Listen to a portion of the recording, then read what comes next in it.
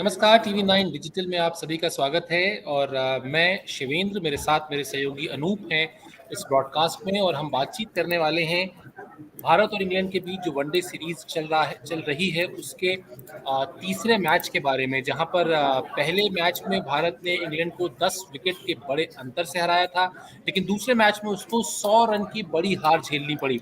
यानी मुकाबला अब बराबरी पर है।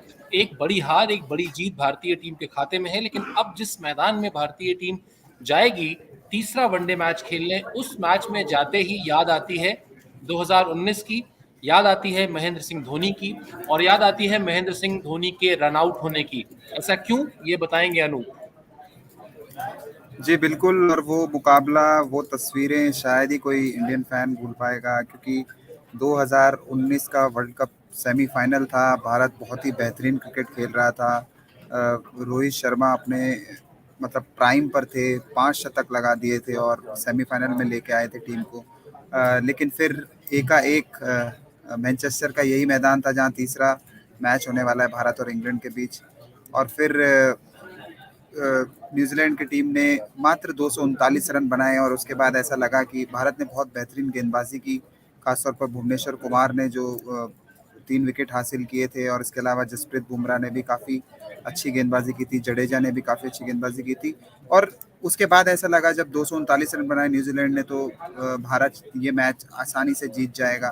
लेकिन फिर जिस तरह से नॉकआउट मैचेस में हम काफ़ी टाइम से देख रहे हैं, 2017 आपको चैंपियंस ट्रॉफी याद होगी जब पाकिस्तान ने भारत को हराया था, तो भारत का टॉप ऑर्डर एक बार फिर फ्लॉप साबित हुआ और केएल राहुल, रोहित शर्मा, विराट कोहली तीनों जल्दी जल्दी आउट हो गए।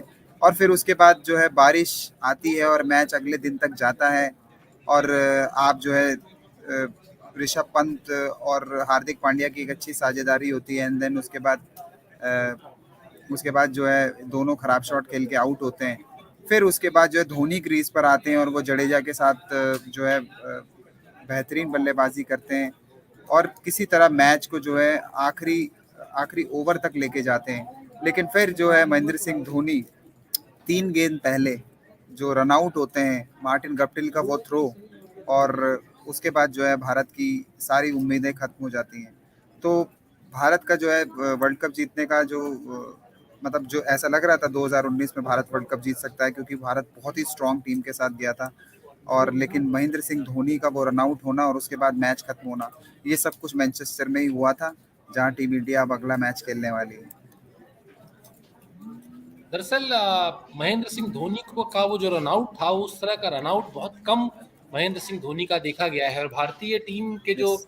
फैंस हैं, भारतीय क्रिकेट टीम के जो फैंस हैं, वो तस्वीरों को अपनी आंखों में कैद कर लेने के लिए बड़े मशहूर हैं पूरी दुनिया में। चाहे वो 1983 के विश्व कप में मिली जीत के बाद जिस तरीके से अमरनाथ विकेट के पीछे की तरफ भागे थे, वो एक तस्वीर लोगों को याद है। फिर नेटवेस्ट में जिस तरह से सौरव गांगुली ने टी शर्ट लहराई, वो भी याद है।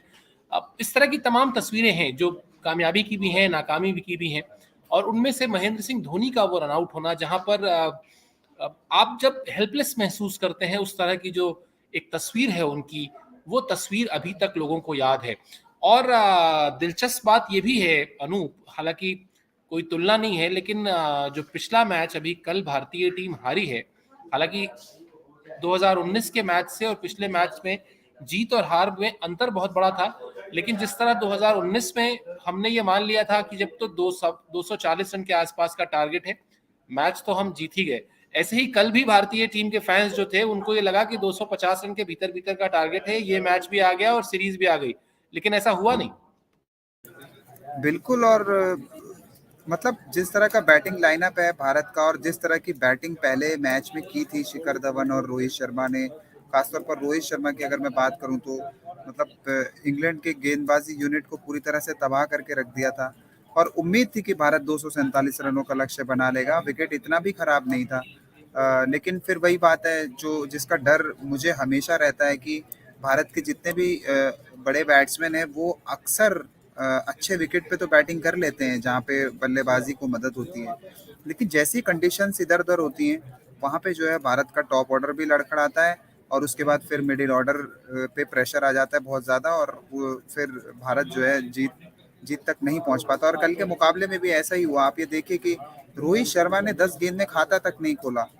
और मतलब आप ये देखिए कि कितनी कमाल की गेंदबाजी तो हुई, लेकिन रोहित शर्मा जैसे खिलाड़ी से आप उम्मीद करते हैं कि क्योंकि उनको इतना इतना अनुभव हो चुका है खेलते हुए, और आप उनसे उम्मीद करते हैं कि वो ऐसी पिचेस पे रन बनाएंगे, खासतौर पर कि तब जब विराट कोहली का समय खराब चल रहा हो, जब आपके पास आपकी बैटिंग यूनिट में एक ऐसा बैट्समैन हो जिसका फॉर्म अच्छा नहीं है, जिस पे आप अभी भरोसा नहीं कर सकते, तो ऐसे में आपकी जिम्मेदारियां और ज्यादा बढ़ जाती है। इसके अलावा आप शिखर धवन को देखिए, शिखर धवन के लिए खैर आप इतना ज्यादा बोल नहीं सकते क्योंकि वो इंटरनेशनल क्रिकेट अब ज्यादा इतना खेल ही नहीं पाते। तो खैर उनका दूसरा मैच था, पहले मैच में उन्होंने अच्छी बैटिंग करी, पर ऋषभ पंत पर जो है मतलब फुल टॉस गेंद पे विकेट देना, सच में मतलब ऋषभ पंत को जिम्मेदारियां तो लेनी होगी। टेस्ट क्रिकेट एक अलग बात है, लेकिन वनडे T20 क्रिकेट में वो अपने आप को साबित नहीं कर पा रहे हैं। कुल मिला के फिर उसके बाद जो है बहुत ज़्यादा प्रेशर आ गया भारतीय बैटिंग यूनिट पर, और मिडिल ऑर्डर पर खासतौर पर मैं अगर बात करूँ, सूर्य कुमार यादव थोड़ा दुर्भाग्यपूर्ण तरीके से आउट हुए, लेकिन टॉप ऑर्डर आप देखें जिस तरह से अक्सर जो है ऐसी विकेट्स पर जहाँ पे हल्का सा हेल्प होता है गेंदबाजों को, वहाँ पे थोड़ा लड़खड़ाता नजर आता है। और ये T20 वर्ल्ड कप के लिहाज से बहुत ही मेरे लिए तो बहुत ही चिंता की बात है, क्योंकि आपको ऑस्ट्रेलिया में अच्छे विकेट तो हमेशा मिलेंगे नहीं, आपको ज़रूर ऐसी कंडीशंस तो मिलेंगी जहाँ आपकी बल्लेबाजी टेस्ट होगी। तो अगर वहाँ आपका टॉप ऑर्डर नहीं चला तो फिर कैसे काम चलेगा। अनूप, मैंने सोचा था कि आज किसी भी हालत में विराट कोहली की बात नहीं करूंगा, लेकिन अब मैं मतलब मजबूर हूं एक सवाल तो पूछे कि विराट कोहली जिस तरह से आउट हुए, मतलब क्या कर क्या रहे हैं वो? विराट कोहली का रन नहीं बनाना मेरे लिए चिंता की बात नहीं है, लेकिन विराट कोहली जिस तरह से आउट हो रहे हैं वो चिंता की बहुत बात है। क्योंकि आप ये देखिए, कल आपने देखा होगा विराट कोहली ने कितनी शानदार शुरुआत की, बेहतरीन ऑन ड्राइव, बेहतरीन ऑफ ड्राइव, उनके बल्ले से कवर ड्राइव निकला, तो आपने देखा होगा कि बैट एकदम मिडिल, बॉल जो एकदम मिडिल पे लग रहा था। लेकिन उसके बाद आप जो है सेट होने के बाद आपने 24-25 गेंदें खेल ली हैं, उसके बाद आप जो है 8वें 7वें 8वें स्टंप की गेंद को जो है चेस करने जा रहे हैं। और वो भी आप ये देखिए कि आपके 2-3 विकेट गिर चुके हैं, आपके पास ज्यादा बड़ा टारगेट नहीं है, आपके पास गेंद उस तरह मूव नहीं हो रही जिस तरह रेड बॉल होता है आमतौर पे, इंग्लैंड में जिस तरह ड्यूक बॉल जो है मूव होता है। आपके पास पूरा समय था, मौका था, अगर आप वहां से, जरूरी थोड़ा ना आपको तेज बल्लेबाजी करनी है। आपने कल भी देखा होगा कि विराट कोहली तेजी से रन स्कोर करने की कोशिश कर रहे हैं कि वो किसी तरह दूसरे एंड पे चले जाएं। एक अलग सी उनके अंदर बेचैनी नजर आ रही है, और इसी बॉडी लैंग्वेज से मैं बहुत ज्यादा चिंतित हूँ। मुझे ऐसा लगता है कि विराट कोहली अंदर ही अंदर घबराए हुए हैं कि वो सोच रहे कि किसी तरह मैं दूसरे एंड पे पहुंच जाऊं। तो एक इतने बड़े बल्लेबाज जिसने 70 शतक लगाए हुए हैं, अगर उसकी बॉडी लैंग्वेज में हम ये सब चीजें देख रहे हैं तो ये सच में चिंता की बात है। और विराट कोहली ने कल फिर वही गलती की। अगर कल वो 50 के स्ट्राइक रेट से भी, जहां पे वो खेल रहे थे, अगर वहां से भी 50 के स्ट्राइक रेट से भी खेलते तो कोई दिक्कत वाली बात नहीं थी। आपने देखा किस तरह हार्दिक पांड्या और सूर्य कुमार यादव ने बैटिंग की, वो आउट हुए, मैं मानता हूँ ये बात, लेकिन आप ये देखिए कि उनकी बैटिंग में आप कितना कॉन्फिडेंस देख सकते थे। तो वो चीज लेके आनी होगी विराट कोहली को। और मुझे सिर्फ यही कमी दिखाई दी कि विराट कोहली घबराए हुए हैं एक तरह से, कि रन नहीं बन रहे। ये बात तो बिल्कुल तय है कि वो घबराए हुए हैं। कल जिस तरह से वो सिंगल लेने की कोशिश करते, लगातार उधर जाने की कोशिश कर रहे थे, तो कुल मिला के गलतियां इसीलिए हो रही है। वरना मुझे ऐसा लगता नहीं है कि जिस तरह के, देखिए कोई भी बल्लेबाज अगर फॉर्म में ना हो तो वो इस तरह के शॉट्स खेल ही नहीं सकता। आप इतने अच्छे शॉट्स खेल रहे हैं। मैं इंग्लैंड के कैप्टन माइकल वॉन की भी बात सुन रहा था, उन्होंने यही बात कही कि इतना अच्छा मिडिल कर रहे हैं और उसके बाद आउट हो रहे हैं, तो गलती तकनीक में तो बिल्कुल भी नहीं है, गलती मानसिक है। बिल्कुल। और आपके सामने पहले मैच का उदाहरण भी है अनूप, जहां पर लक्ष्य बहुत छोटा था। शिखर धवन ने नेसेसरली कोई रिस्क नहीं लिया, बहुत आराम से, क्योंकि आपके पास अगर रन हो, आपके नाम के आगे अगर स्कोर बोर्ड पे रन लिखे हुए हो, तो वो आपको आत्मविश्वास देकर जाते हैं। चाहे फिर वो मैच में विरोधी कोई भी टीम हो, चाहे वो कोई भी मैदान हो, रन हमेशा आपको आत्मविश्वास देते हैं। इसीलिए बड़े खिलाड़ी कहते भी हैं कि जब आप को मौका मिले तो जितने ज्यादा से ज्यादा रन आप बना सकते हैं बनाएं। अब एक चीज और है, जैसे पहले मैच में अगर आप देखिए, बटलर नहीं चले, बेन स्टोक्स नहीं चले, और बेरेस्टो भी नहीं चले इंग्लैंड की तरफ से। उसका नतीजा की तरीके से आपकी हार जो है वो साफ हो गई। यहां भी यही है कि आप चाहे टारगेट छोटा ही चेस कर रहे हो, लेकिन अगर भारतीय टीम में रोहित शर्मा नहीं चलेंगे, शिखर धवन नहीं चलेंगे और विराट कोहली नहीं चलेंगे, तो फिर प्रेशर कंप्लीट, भले ही लक्ष्य छोटा हो, लेकिन फिर उस लक्ष्य में आप 100 रन कम से कम और जोड़ दीजिए मैच की परिस्थितियों के हिसाब से, और बिल्कुल वैसा ही देखने को मिला। बिल्कुल, और मुझे लगता है कि इन खिलाड़ियों को ज़िम्मेदारी लेने की भी बहुत ज़्यादा ज़रूरत है। क्योंकि आप ये देखिए कि अब आप वर्ल्ड कप की बात ले लीजिए, सूर्य कुमार यादव ऑस्ट्रेलिया जाएंगे, उनके लिए एक तरह से नई कंडीशंस होंगी। बाकी मैं रविंद्र जडेजा बहुत अच्छी बैटिंग करते हैं, इसमें कोई दो राय नहीं है, लेकिन फिर भी मैं उन पे उतना बैंक नहीं करता हूँ, क्योंकि मैं ऊपर वाले जितने भी बड़े प्लेयर हैं, आप ये देखिए रोहित शर्मा कितने बड़े प्लेयर हैं, शिखर धवन, विराट कोहली, ऋषभ पंत को आपने इतने मौके दिए हैं, तो अब तो उनको चलना बनता ही है और उनको रिस्पॉन्सिबिलिटी लेनी पड़ेगी। ऐसा नहीं चलेगा कि आप जिस दिन आप केवल टेस्ट क्रिकेट में रन कर रहे हैं और वनडे T20 में आपको टेस्ट क्रिकेट के परफॉर्मेंस के दम पर बैक किया जा रहा है, तो ऐसा तो बिल्कुल नहीं होना चाहिए, क्योंकि भारत में विकल्पों की कमी नहीं है भारत के पास। और मुझे लगता है कि टॉप ऑर्डर को एक जिम्मेदारी लेनी होगी, और ये बात रोहित शर्मा ने भी कही कि हमें जो है, जितने भी हमारे टॉप ऑर्डर के बल्लेबाज हैं, उनमें से किसी एक को पूरा जो है 50 ओवर तक, अगर 20 ओवर का मैच है तो पूरे 20 ओवर तक खेलना होगा। पहले ये रोल जो है विराट कोहली का था। विराट कोहली अमूमन इसी तरह खेलते थे, वो 50 ओवर के मैच में जो है एंड तक खड़े रहने की कोशिश करते थे।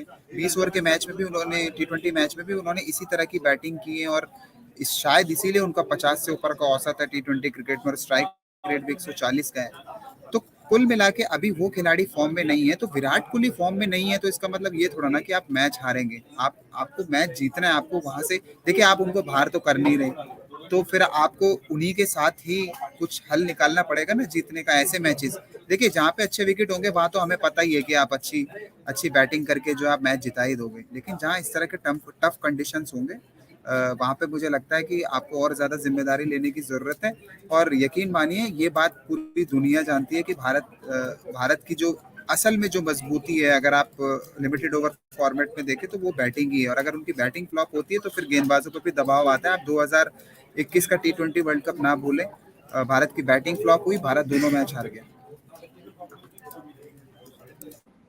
बिल्कुल, और अगर आप इंग्लैंड में खेल रहे हैं तो वहां तो मतलब अगर मुझे लगता है सारे मैच जो रोहित शर्मा ने खेले हैं उसको उठाकर देख लीजिए, जब तक रोहित शर्मा के बल्ले से अगर 25-30 रन भी अगर निकल गए हैं तो फिर वो मैच भारतीय टीम के पक्ष में गया है। अगर रोहित शर्मा नहीं चले तो फिर वो मैच भारतीय टीम अमूमन गंवाकर ही मैदान से बाहर निकली है। अभी आपने कहा कि बल्लेबाजों को तो चलना ही चलना होगा। अब सीरीज का एक मैच बचा हुआ है, जिस मैच को हम एक डिसाइडर के तौर पे देख रहे हैं, और डिसाइडर है भी क्योंकि अभी 2 मैच में दोनों टीमें एक मैच जीत चुकी हैं। आप क्या कुछ लग रहा है आपको? एक तो ये कि रिजल्ट के हिसाब से, क्योंकि पहले मैच में जिस तरह से 10 विकेट से बड़ी जीत मिली, उसकी जो साइकोलॉजिकल एडवांटेज था, या आप जब मैदान में उतरते हैं और पिछले मैच में अगर आप 10 विकेट से जीत के उतरे हो तो जो बॉडी लैंग्वेज होती है, गेंदबाजों ने तो वो बॉडी लैंग्वेज दिखाई, बल्लेबाजों ने नहीं दिखाई। अब आपको क्या लग रहा है, क्योंकि अब इंग्लैंड के पास भी 100 रन से बड़ी जीत का कॉन्फिडेंस है पिछले मैच में। मैनचेस्टर में क्या दिख रहा है आपको? देखिए, मैं यही तो कह रहा हूँ कि ये दोनों ही टीमें इस तरह की टीमें हैं जिन्हें शायद हार से, अगर आपको हार मिलती है तो ज़्यादा फर्क नहीं पड़ता है इनको, ये कभी भी बाउंस बैक कर सकती है। दोनों टीमें एक जैसी हैं। तो मुझे ऐसा लगता है कि मैनचेस्टर में आपको फिर एक, अब इस बार जो है कड़ी टक्कर देखने को मिलेगी। और मुझे लगता है कि इंग्लैंड भी अभी भी परेशान होगा, क्योंकि उसके जो बल्लेबाज हैं, उसके जो टॉप ऑर्डर है, वो अच्छी बैटिंग करता हुआ नहीं दिख रहा है। जेसन रॉय अच्छी फॉर्म में नहीं दिख रहे हैं, जॉनी बेयरस्टो अच्छी फॉर्म में दिखे, लेकिन वो फिर बहुत ज़्यादा रिस्क लेके क्रिकेट खेलते हैं, और वहाँ पे जो है गलतियों के चांस रहते हैं। वो एक ही गेयर में आप बैटिंग नहीं कर सकते हैं। खासतौर पे अगर आप ये देखें कि इंडियन जो बॉलिंग यूनिट है वो काफ़ी बेहतरीन लाइन और लेंथ से गेंदबाजी कर रही है, तो आपको उनको रिस्पेक्ट तो देनी पड़ेगी। बैच क्रिकेट जो नाम दिया जा रहा है, वहाँ पे आप इस तरह की क्रिकेट हर समय या हर परिस्थिति में नहीं खेल सकते हैं। आपको जो ट्रेडिशनल क्रिकेट होता है वैसे भी आपको खेलना पड़ेगा। इसके अलावा आप देखिए, जो रूट बिल्कुल लय में नजर नहीं आए दोनों मैचों में, तो कहीं ना कहीं इंग्लैंड भी बैकफुट पे होगा, क्योंकि 246-47 रन बड़े रन नहीं है, और शायद भारत हर बार इस तरह से नहीं चूकेगा। मतलब ये बात तो इंग्लैंड को पता होगी। तो कुल मिला के मुझे ऐसा लगता है कि अभी भी अगर मैं देखूं तो शायद एडवांटेज वैसे तो इंग्लैंड के पास ही मैं कहूंगा, क्योंकि इंग्लैंड को ज़्यादा परिस्थितियों का अनुभव है, वहाँ के अपने घर पे खेल रहे हैं, और फिर भारत का रिकॉर्ड, भारत की यादें मैनचेस्टर मैनचेस्टर को लेके, और भारत 2019 वर्ल्ड कप के बाद पहली बार यहाँ पे खेलेगा। तो कुल मिला के मुझे ऐसा लगता है कि इस बार भी अगर भारत टॉस जीत के पहले अगर बैटिंग करता है तो फिर बेहतर रहेगा। अगर बाद में चेस करेगा तो फिर ज़्यादा चीज़ें मुश्किल होंगी इनके लिए। बाकी सब ठीक है अनूप, लेकिन अच्छी बात यह है, मुझे लगता है कई बार आप हार में भी पॉजिटिव तलाशते हैं।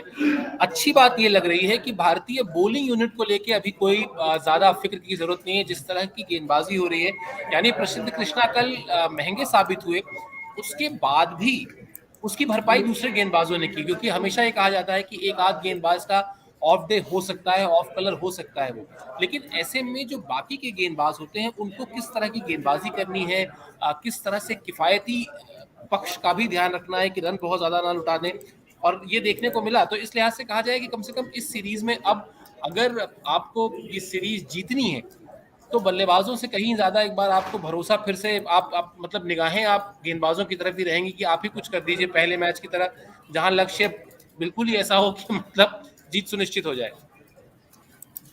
बिल्कुल। और देखिए, लक्ष्य तो कल भी इन्होंने बिल्कुल सही रोक दिया था। इंग्लैंड को 246 रन, कोई ज़्यादा रन नहीं थे, और ख़ास तौर पे तब जब रॉय और जॉनी बेयरस्टो ने जो है 41 रन की अच्छी साझेदारी की थी, वो ठीक पेस से रन बना रहे थे। लेकिन उसके बाद भारत, अच्छी बात मुझे कल के मुकाबले में ये लगी कि भारत ने मिडिल ओवर्स में लगातार विकेट लिए। ये बहुत ही मतलब गजब की बात थी मेरे लिए, क्योंकि आप ये देखिए, जब इंग्लैंड के बल्लेबाज सेट हो जाते हैं तो उसके बाद फिर आप रनों की बारिश देखते हैं। लेकिन भारत ने बेहतरीन परफॉर्मेंस दी। शमी ने जिस तरह से जॉस बटलर को आउट किया, फिर बुमराह के 2 विकेट, और खास तौर पर युजवेंद्र चहल जो मिडिल ओवर्स में, देखिए, अगर सबसे कोई इंपॉर्टेंट गेंदबाज है भारत का तो वो युजवेंद्र चहल है। और उन्होंने दिखाया है कि वो किस तरह से अभी लय में है और किस तरह से वो विरोधी बल्लेबाजों को परेशान कर रहे हैं। उनके खिलाफ रन बनाना ज़्यादा आसान नहीं है। तो कुल मिला के आप बिल्कुल सही कह रहे हैं। भारतीय जो गेंदबाजी यूनिट है उनसे ही उम्मीदें रहेंगी मैनचेस्टर में। और कम से कम भारतीय बल्लेबाजों को लास्ट मैच में देखिए सपोर्ट करना ही होगा। मैं मानता हूं कि T20 वर्ल्ड कप का साल है, लेकिन आप ये देखिए कि विरोधी कौन है। अगर किसी भी फॉर्मेट में अगर आपको इंग्लैंड के खिलाफ जीत मिलती है तो जाहिर तौर पर आपका जो है कॉन्फिडेंस बूस्ट होता है। आपके आपके आपके जहन में ये हमेशा रहेगा कि हमने जो इंग्लैंड में T20 सीरीज में भी हराया और वनडे सीरीज में भी हराया, और उसके बाद फिर आप आगे बढ़ते हैं तो अच्छा ही आपको महसूस होता है। तो कुल मिला के मैं चाहूंगा कि बिल्कुल भारतीय गेंदबाजों को सपोर्ट करें भारतीय बल्लेबाज, और इसके लिए आपको थोड़ा रिस्पॉन्सिबल होके जो है क्रिकेट खेलना पड़ेगा। मतलब जिस तरह के शॉट्स, आप शॉट सिलेक्शन पे थोड़ा ध्यान देने की ज़रूरत है। खासतौर पर मैं ऋषभ पंत की बात करूंगा, क्योंकि जिस नंबर पे वो खेल रहे हैं, सूर्य कुमार यादव से पहले उनको भेजा गया था, लेकिन वो दबाव घटाने के बजाय वो दबाव और बढ़ा गए टीम पर। तो मुझे ऐसा लगता है कि, मेरा ये मानना है कि सूर्य कुमार यादव को 4 नंबर पे खिलाना चाहिए। आप उनके नंबर से ना छेड़े तो, छेड़छाड़ ना करें तो अच्छा ही है। पर ऋषभ पंत को ऊपर भेजा गया, इसके पीछे क्या सोचा, लेकिन कम से कम आखिरी मैच में तो ऐसा ना करें। कोई चेंज आप देख रहे हैं भारत के प्लेइंग 11 में, या जरूरत है? मुझे नहीं लगता कोई ज़रूरत है, क्योंकि भारत की अच्छी टीम खेल रही थी कल। और विराट कोहली अगर फिट है, फिट तो है ही, इसलिए खेले थे शायद दूसरा वनडे। तो मुझे लगता है कि विराट कोहली शायद तीसरा वनडे भी खेलेंगे। और बाकी मुझे नहीं लगता कि कोई चेंज करने की ज़रूरत है, क्योंकि आपकी सबसे स्ट्रॉन्ग टीम खेल रही है इस समय। आप ये देखिए, शमी, बुमराह, हार्दिक पांड्या कितनी खूबसूरत गेंदबाजी कर रहे हैं। उनकी बैटिंग भी अच्छी दिखी। वो कल एक शॉट थोड़ा मिस हिट हो गया, वरना उन्होंने अपनी इनिंग बिल्डअप कर दी थी। जो मुश्किल फेज था उन्होंने पूरा मतलब झेल लिया था, उन्होंने देख लिया था। और उसके बाद बस एक आध और शॉट लगते तो वो शायद भारत को और करीब ले जा सकते थे, लेकिन ऐसा होता है। लेकिन कुल मिला के मैं देखूँ तो भारत की सबसे स्ट्रॉन्ग टीम इस समय खेल रही है। जो मुझे लगता है कि मुझे ऐसा लगता है कि तीसरे वनडे में कोई बदलाव करने की जरूरत नहीं है, क्योंकि यही टीम आपको सीरीज जिता सकती है। अनूप, आखिर में ये बताइए कि ये जो हम लोग इस साल सबसे ज्यादा चर्चा जो है वो T20 वर्ल्ड कप की ही है, जाहिर सी बात है। और हर एक सीरीज को उस T20 वर्ल्ड कप की तैयारियों के लिहाज से देखा जा रहा है। अभी जो हमने T20 सीरीज खेली और अभी तक वनडे के जो 2 मैच खेले, इससे क्या T20 वर्ल्ड कप की तैयारियों के लिहाज से कुछ पॉजिटिव्स आपको लगता है निकल कर आए हैं? और अगर पॉजिटिव्स निकल कर आए हैं तो वो पॉजिटिव्स क्या हैं, और अभी कौन सी चीजें हैं जहां हमको और मेहनत करनी है? देखिए, पॉजिटिव तो सबसे ज़्यादा मुझे गेंदबाजी में नज़र आया है। भुवनेश्वर कुमार जिस तरह रंग में आए हैं, जिस तरह से जसप्रीत बुमराह ने 6 विकेट लिए और मतलब कमाल की फॉर्म में नज़र आ रहे हैं। गेंदबाजी के पक्ष में मैं देखूं, अगर गेंदबाजी देखूं तो युजवेंद्र चहल ने बहुत अच्छी परफॉर्मेंस दी है। हार्दिक पांड्या एक बहुत बड़ा प्लस पॉइंट है हमारे लिए, एक्स फैक्टर जिनको मैं कहता हूँ। आप इनको बचा के रखें, किसी भी तरह इनको इंजरी ना हो, क्योंकि ये भारत के सबसे इम्पोर्टेंट प्लेयर हैं। ऑस्ट्रेलिया में देखिए, इनको खेलने का अनुभव है, प्लस जिगरी, आप ये देखिए जिगर वाले खिलाड़ी हैं। और जानते हैं गेम से, बहुत मैच्योर हो चुके हैं जब से इन्होंने कैप्टेंसी करी है और उसके बाद गुजरात टाइटंस को जो है और टाइटल जिताया है, आईपीएल टाइटल। और इसके अलावा जो 2 साल इन्होंने अपने खुद पर मेहनत की है, खुद को समझा है, खेल से ज़्यादा मेहनत ये है कि अपने आप को समझने में कि मैं किस असल में मैं हूँ कौन, असल में मैं हूँ क्या, ये इन्होंने जाना है। मुझे ऐसा लगता है बहुत मैच्योर हो गए हैं। तो मेरे लिए सबसे बड़ा प्लस पॉइंट अगर कोई है तो वो हार्दिक पांड्या का टीम में आना। स्वस्थ रहें, अगर वो फिट रहें तो बेहतर रहेगा भारत के लिए। प्लस अगर अगर मैं मेरे लिए चिंता का विषय सिर्फ और सिर्फ ऋषभ पंत और विराट कोहली की फॉर्म। ऑब्वियस सी बात है, विराट कोहली रन नहीं करेंगे तब तक हम चिंता में रहेंगे ही रहेंगे। विराट कोहली एक बार रन करना शुरू कर दें तो उसके बाद काफ़ी कुछ चीज़ें जो है सही हो जाएंगी। और क्योंकि भारत को एक ऐसे बल्लेबाज की कमी तो बहुत खल रही है जो लगातार पूरी इनिंग में बैटिंग करे, जो एंकर रोल निभाए। एंकर रोल निभाने वाला कोई प्लेयर नहीं है यहाँ पे इस समय, क्योंकि देखिए सूर्य कुमार यादव हो, चाहे आप ऋषभ पंत लें मिडिल ऑर्डर में, ये ऐसे खिलाड़ी नहीं है कि ये आराम से खेल सके, अपने गियर को बदल सके। ये लगातार एक तरह के शॉट्स खेलते रहते हैं। आप देखिए कल कितना मुश्किल पिच था, फिर भी सूर्य कुमार यादव ने 28 गेंद में 27 रन बनाए। तो वो बैटिंग ही इस तरीके की करते हैं। तो लेकिन विराट कोहली के पास वो चीज़ें हैं जिसको हम मिस कर रहे हैं बहुत ज़्यादा। तो विराट कोहली का फॉर्म में आना, ऋषभ पंत का क्या रोल रहने वाला है T20 वर्ल्ड कप में, ये बहुत देखने वाली बात है। क्योंकि मिडिल ऑर्डर में तो वो बिल्कुल नहीं चल रहे हैं। आप ये मान लीजिए कि ऋषभ पंत मिडिल ऑर्डर के बल्लेबाज लिमिटेड ओवर फॉर्मेट में तो कम से कम नहीं है। तो कुल मिला के ये मेरे लिए एक चिंता का विषय। बाकी केएल राहुल अगर फिट हो जाएंगे, जैसे वेस्ट इंडीज सीरीज के लिए उनको चुन ही लिया गया, अगर वो फिट रहते हैं तो बेहतर रहेगा। बाकी एक स्पिन डिपार्टमेंट में मैं देखना चाहता हूँ कि असल में स्पिन डिपार्टमेंट में अश्विन के साथ मतलब क्या सोच रहे हैं कि अश्विन टीम में बनते हैं नहीं बनते हैं। कुछ 2-3 चीज़ें तो हैं, लेकिन सबसे इम्पोर्टेंट मेरे लिए विराट कोहली की फॉर्म और ऋषभ पंत का क्या रोल रहने वाला है, ये एक अहम चीज़ है। बिल्कुल। और मुझे ऐसा लगता है कि ऋषभ पंत का जो आपने कहा, जो पिछली सीरीज में एक एक्सपेरिमेंट के तौर पर उनको ओपन कराया गया था, तो हो सकता है कि एक रोल वो भी भारतीय टीम मैनेजमेंट सोच रही हो। उसके अलावा आर अश्विन को अभी लगातार आप देखिएगा मौके मिलेंगे लिमिटेड ओवर्स में, क्योंकि आर अश्विन को कुछ प्रूव नहीं करना है, उनको कुछ ये नहीं दिखाना है कि वो गेंदबाजी कर पा रहे हैं या नहीं कर पा रहे हैं और कैसे गेंदबाज हैं वो भारतीय क्रिकेट कंट्रोल बोर्ड में ही नहीं, पूरी दुनिया में जो लोग क्रिकेट फॉलो करते हैं वो जानते हैं। मुझे लगता है आर अश्विन को सिर्फ एक रिदम देखने के लिए कि हाँ, अगर उनको 3-4-5-6 मैच लिमिटेड ओवर्स में लगातार दिए जाएंगे तो वो किस तरह की परफॉर्मेंस करते हैं, क्या कुछ नया उनके पास है, ये संभवतः एक प्रयास होगा कि वो जांच लिया जाए। केएल राहुल, मेरी जानकारी के मुताबिक केएल राहुल को लेकर एकदम हम लोग को आश्वस्त हो जाना चाहिए। वो T20 वर्ल्ड कप के लिए फिट घोषित कर दिए जाएंगे, क्योंकि वहां से जो खबरें आ रही हैं वो खबरें बहुत पॉजिटिव हैं, बहुत सकारात्मक हैं। तो जो आप अक्सर कहते हैं कि भारतीय टीम में हमें बाहर से जरूर ऐसा लग रहा है कि अभी बहुत सारे स्लॉट खाली हैं, बहुत सारी चीजें अभी होनी है, या बहुत सारे चिंताओं का बहुत सारा अंबार लगा हुआ है, ऐसा नहीं है। भारतीय टीम सॉर्टेड है।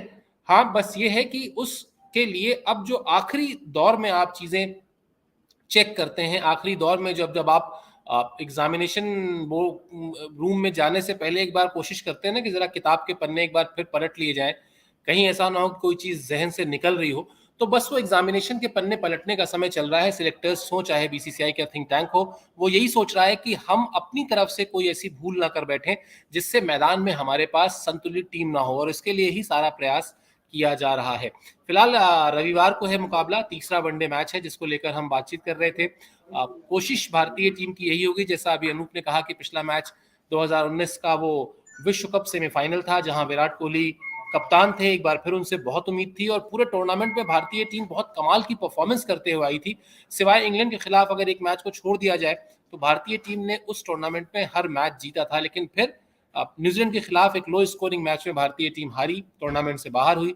2021 में भी विराट कोहली की कप्तानी में T20 वर्ल्ड कप भारत ने खेला, वहां भी भारतीय टीम को शुरुआती दौर में ही बाहर होना पड़ा। तो यानी ऐसी तमाम यादें हैं। इसलिए मैनचेस्टर के मैदान में जब भारतीय टीम उतरेगी तो कोशिश यही होगी कि वहां पर बाजी मारी जाए और T20 सीरीज के साथ बाद वनडे सीरीज पर भी कब्जा किया जाए, क्योंकि ये साल निश्चित तौर पर लिमिटेड ओवर्स के ही क्रिकेट का है। इस साल अगर चर्चा होगी सबसे ज्यादा तो लिमिटेड ओवर्स की ही होगी। खैर, जुड़े रहिए हमारे साथ, हमारे YouTube चैनल को सब्सक्राइब कीजिए। हमारे चैनल पर आपको खेल के अलावा क्रिकेट के अलावा खेल की तमाम दूसरे अपडेट्स भी मिलते रहेंगे। फिलहाल के लिए मुझे और अनूप को दीजिए इजाजत। बहुत बहुत धन्यवाद।